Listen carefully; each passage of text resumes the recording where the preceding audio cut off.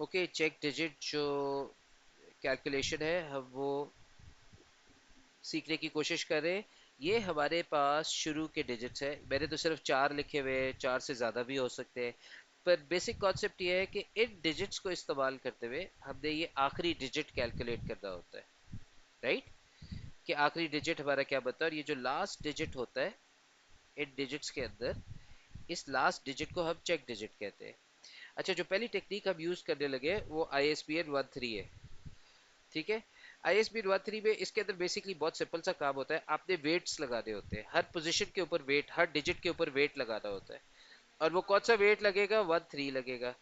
तो हम यहाँ से स्टार्ट करते हैं लेफ्ट हैंड साइड से, 1 3 1 3, ये हमने वेट्स लगा लिए।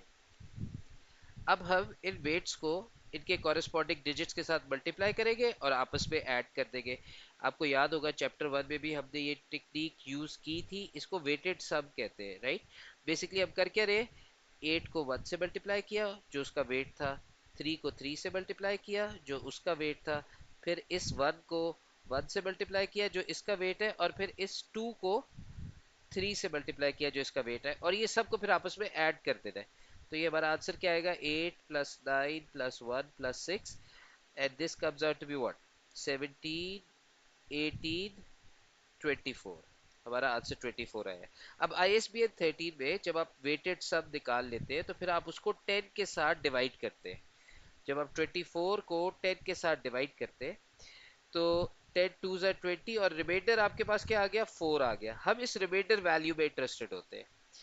तो जब आप 24 को 10 से डिवाइड करते हैं तो 2 आपकी कोशेंट वैल्यू है और रिमाइंडर वैल्यू आपकी क्या है? 4 आपकी रिमाइंडर वैल्यू है, राइट? ये आपकी कोशेंट वैल्यू है और ये आपकी रिमाइंडर वैल्यू है, राइट? हम रिमाइंडर वैल्यू में इंटरेस्टेड होते हैं। अगर ये रिमाइंडर वैल्यू एक नॉन जीरो वैल्यू है, जैसे कि यहाँ पे 4 है, तो फिर एक स्टेप और करना होता है। इस 10 से जिससे हम डिवाइड करें, इसमें से इस 4 को माइनस करना होता है। 10 माइनस 4 क्या आ गया? 6 आ गया, और यही हमारा चेक डिजिट है। ओके, सो ये हमारा चेक डिजिट है। इस सारी कैलकुलेशन के अंदर एक की कॉन्सेप्ट जो शायद मैं आपको बताना भूल गया था वो ये था कि अगर हमारा रिमाइंडर जीरो आ गया, राइट? अगर ये जीरो होता, अभी तो 4 आया हुआ है ना, अगर ये जीरो होता तो फिर हमें ये आखिरी स्टेप जो हमने 10 में से 4 माइनस किया है ये करने की जरूरत ना पड़ती, फिर जीरो ही हमारा, अगर रिमाइंडर जीरो आएगा तो जीरो ही हमारा चेक डिजिट होता। पर चूंकि हमारी रिमाइंडर वैल्यू एक नॉन जीरो वैल्यू है, इसलिए हमने 10 में से इस रिमाइंडर को माइनस किया है और 6 हमारा आंसर आया, और वही हमारी चेक डिजिट वैल्यू है। चले एक दफा फिर से ISBN 13 की टेक्निक यूज कर लेते ताकि प्रैक्टिस हो जाए। हमने सबसे पहले ये हमारे पास ये गिवन सेट ऑफ डिजिट्स है, इनकी मदद से हमने ये आखिरी डिजिट कैलकुलेट करना है जो हमारा चेक डिजिट होगा, राइट? तो इस कैलकुलेशन को शुरू करते हैं। सबसे पहले हम वेट्स लगाएंगे, 1 3 1 3 1 3, ओके। और अब हम हर डिजिट को उसके वेट के साथ मल्टीप्लाई करेंगे और आपस में ऐड कर लेंगे। तो ये हमारी कैलकुलेशन होगी, और जब हम इसका टोटल करते हैं तो हमारा टोटल 30 आता है। अब अगला स्टेप क्या होता है, जब हमने वेटेड सम निकाल लिया है तो अब हमारा अगला स्टेप क्या है, हम इसको 10 से डिवाइड करेंगे। और अब की बार जब हम 30 को 10 से डिवाइड करेंगे तो 10 3 ज़ा 30, और हमारी रिमाइंडर वैल्यू क्या आएगी? जीरो आएगी। हमारी रिमाइंडर वैल्यू जीरो आ गई। तो हमारी कोशेंट वैल्यू 3 है, ये हमारी कोशेंट वैल्यू है, और हमारा रिमाइंडर क्या आया है? वो जीरो आया है। अगर हमारा रिमाइंडर जीरो आ गया है तो अब की बार हमें इससे आगे वो जो माइनस वाला स्टेप होता था, आप इस 10 में से माइनस करते थे रिमाइंडर वैल्यू को, वो करने की जरूरत नहीं है। अगर हमारी रिमाइंडर वैल्यू जीरो आ गई है तो यही हमारा चेक डिजिट है, यही हमारा चेक डिजिट है। तो इस केस में हमारा चेक डिजिट क्या आया है? जीरो आया है। ओके, तो ये बस आपने खास ख्याल रखना है, अगर आपकी रिमाइंडर वैल्यू जीरो आ गई तो यही आपका चेक डिजिट है। तो ISBN 13 क्या था? वो एक मैथमेटिकल टेक्निक थी चेक डिजिट कैलकुलेट करने की। एक और मैथमेटिकल टेक्निक जिसकी मदद से चेक डिजिट कैलकुलेट किया जाता है वो मॉड्यूलो 11 होता है। वही सेम कॉन्सेप्ट है, आपने इसके ऊपर भी वेट्स, इसमें भी वेट्स ही लगाने हैं। और इसमें मगर जो वेट्स होते हैं वो कुछ इस तरह होते हैं, जो चेक डिजिट वाला हमने कैलकुलेट करना है इसका अपना वेट 1 होता है, इससे आगे 2 आ गया, 3 आ गया, 4 आ गया, 5 हो गया। तो अब वही वेटेड सम निकालेंगे, 6 को 5 से मल्टीप्लाई करेंगे, फिर इस 5 को 4 से मल्टीप्लाई करेंगे, फिर इस 1 को 3 से मल्टीप्लाई करेंगे और इस 7 को 2 से मल्टीप्लाई करेंगे। तो हमारा वेटेड सम क्या आ गया? 67 आ गया। अब इस 67 को मॉड्यूलो 11 के अंदर 11 से डिवाइड करते होते हैं। तो ISBN 13 के अंदर तो हम 10 से डिवाइड करते थे, पर मॉड्यूलो 11 की टेक्निक के अंदर हम इसको 11 से डिवाइड करते होते हैं। 11 6 are 66। What is the remainder value? Remainder value is 1। अच्छा देखिए, रिमाइंडर वैल्यू अगर आपकी 1 आ गई है, 6 आपकी कोशेंट वैल्यू है, राइट, और 1 आपकी रिमाइंडर वैल्यू है। बिकॉज ये नॉन जीरो वैल्यू, अगर जीरो होता तो वही चेक डिजिट होता है, राइट। पर चूंकि ये एक नॉन जीरो वैल्यू है, तो अब क्या करेंगे, हम 11 में से 1 को माइनस करेंगे और आपका आंसर क्या आ जाएगा? 10 आ जाएगा। तो आपका चेक डिजिट क्या है? 10 है। ये आपकी चेक डिजिट वैल्यू है। पर याद रखिएगा, आपके चेक चेक ये 10 की जो वैल्यू है, ये दो डिजिट्स की मदद से बन रही है। तो बजाय इसके कि हम यहाँ पे फिल इन द ब्लैंक के अंदर दो डिजिट लिखे, हम 10 को, जब भी आपकी चेक डिजिट वैल्यू 10 आएगी मॉड्यूलो 11 के अंदर, उसको x से रिप्रेजेंट करते हैं। रोमन न्यूमरल में होता है ना, जैसे ये 1 होता है, ये 2 होता है, ये 5 होता है, और x की वैल्यू 10 को रिप्रेजेंट करती है। तो अगर आपकी चेक डिजिट वैल्यू मॉड्यूलो 11 के अंदर 10 आ जाएगी, तो आप उसको रोमन न्यूमरल x की मदद से लिखेंगे। होपफुली ये बात आपको समझ आ गई है। और ये सिर्फ एक ही एक्सेप्शन होती है, एक ही केस होता है, अगर 10 चेक डिजिट आ गया मॉड्यूलो 11 के अंदर, तो फिर आप उसको रोमन न्यूमरल x की फॉर्म में लिखते हैं। चलिए एक और कैलकुलेशन जल्दी से कर लेते हैं, चेक डिजिट फाइंड आउट कर लेते हैं। तो हम वही वेट्स लगाएंगे, 1 से शुरू हो गए, 2 3 4 5 6 7, ये हमारे वेट्स हो गए। तो जब हमने इनका वेटेड सम निकाला तो वो 101 आ रहा है। अब याद रखिए, मॉड्यूलो 11 में आप किससे डिवाइड कर रहे होते हैं? 11 से। तो आप 101 को 11 से डिवाइड करेंगे। 101 को जब 11 से डिवाइड किया, 11 9 99, तो आपकी रिमाइंडर वैल्यू 2 आ गई। ओके। अब चूंकि ये एक नॉन जीरो वैल्यू है, तो आपका इसका आंसर क्या आ रहा है? आपकी कोशेंट वैल्यू 9 है और 2 आपकी रिमाइंडर वैल्यू है। अब चूंकि ये आपका रिमाइंडर जो है वो नॉन जीरो वैल्यू है, इसलिए आपको एक स्टेप और करना पड़ेगा। 11 में से आपको 2 को माइनस करना पड़ेगा और आपका आंसर 9 आ जाएगा, और यही आपकी चेक डिजिट वैल्यू है।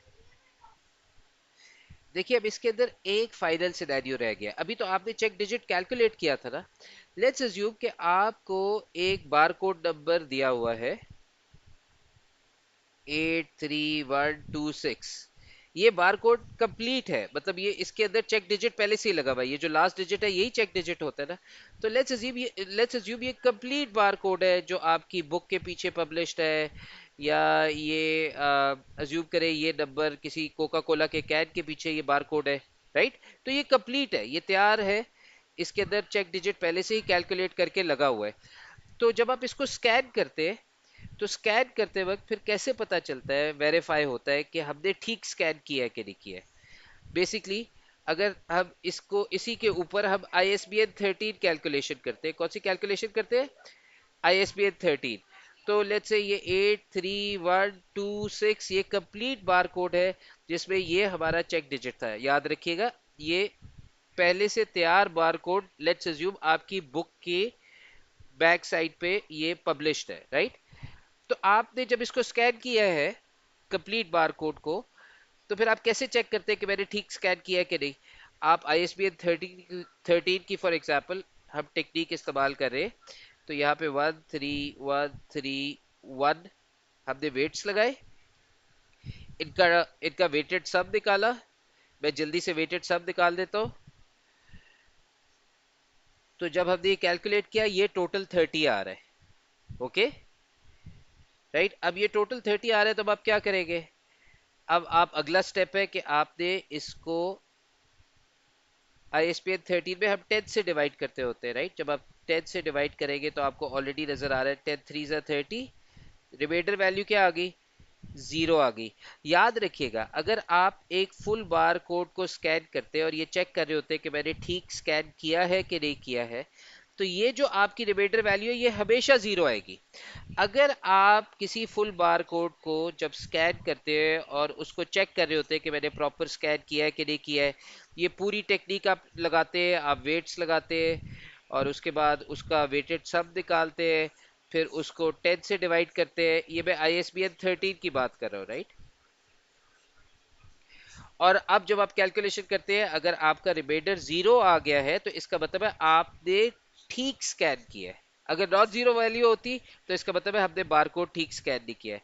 क्या ये जो चीज हमने ISBN 13 के साथ की है, क्या एक कंप्लीट बारकोड मॉड्यूलो 11 के साथ भी हम चेक कर सकते हैं?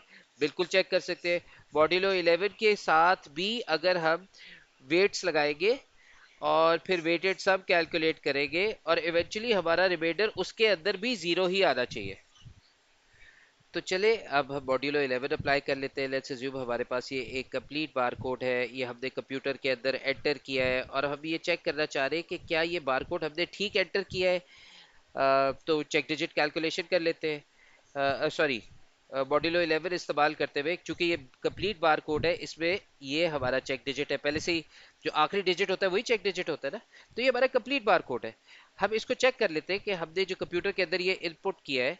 देखिए ना, आप बारकोड स्कैनर से भी तो इनपुट ही कर रहे होते हैं ना, स्कैन करके इनपुट कर रहे होते हैं, या आप कीबोर्ड से भी इनपुट कर ले तो भी एक ही बात है।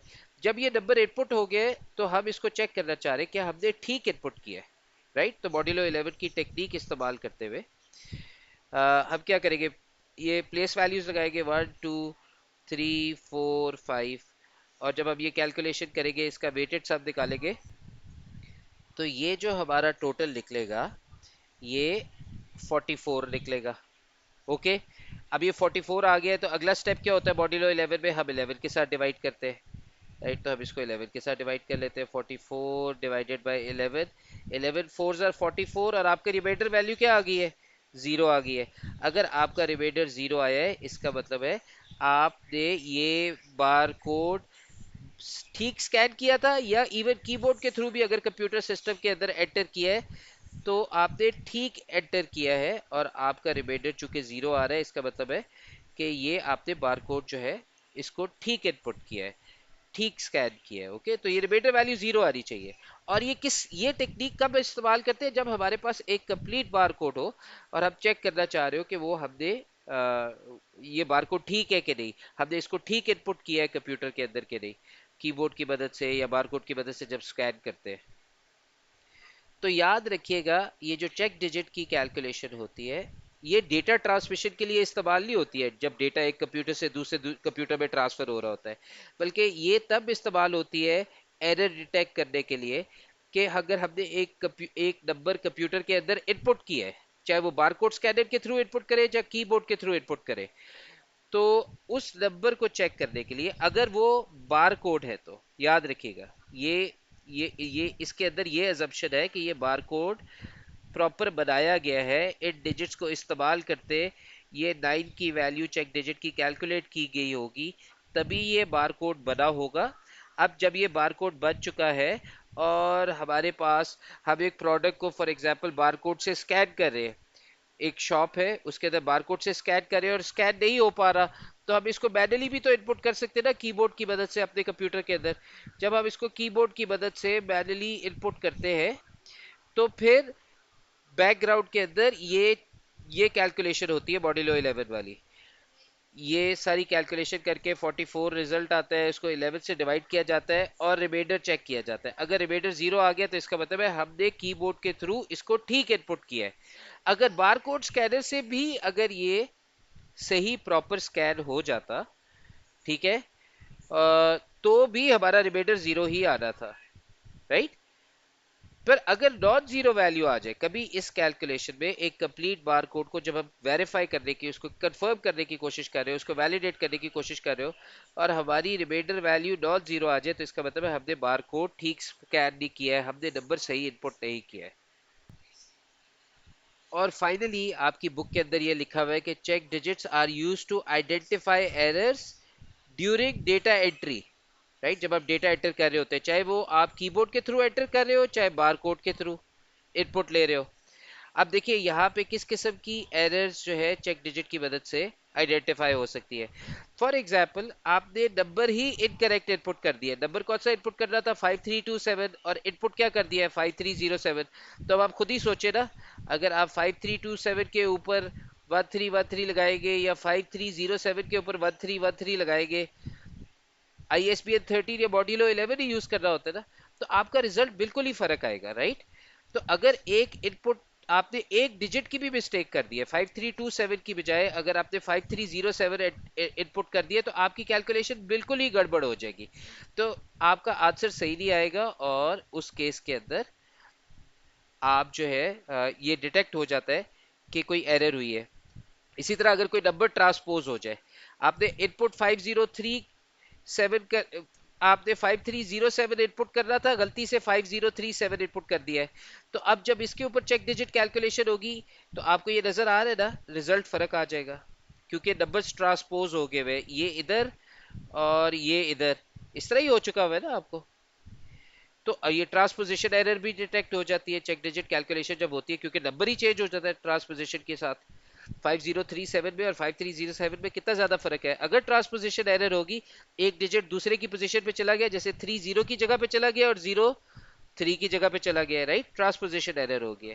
अगर आप गलती से कोई डिजिट ओमिट कर ले, आपने 537 लिख दिया है, जबकि लिखना क्या था आपने 5307 इनपुट करना था या 53107 इनपुट करना था, पर आप गलती से कुछ डिजिट्स मिस कर गए इनपुट करते हुए, तो भी जब आप कैलकुलेशन करेंगे, चेक डिजिट कैलकुलेशन करेंगे, तो ऑब्वियसली रिजल्ट गलत आएगा, क्योंकि आपका ओरिजिनल नंबर क्या था, वो तो ये था, या वो तो ये था, राइट।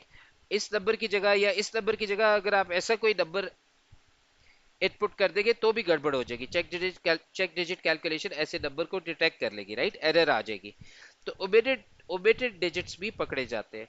और कभी कोई आपको नंबर बोल के सुना रहा हो, उसे आपको 13 का हो, बल्कि आपने गलती से क्या लिख दिया हो, 30 लिख दिया हो, तो 13 लिखना था, लिख क्या दिया है, 30 लिख दिया है, ऐसी एरर भी पकड़ी जाती है, जो फोनेटिक एरर होती है।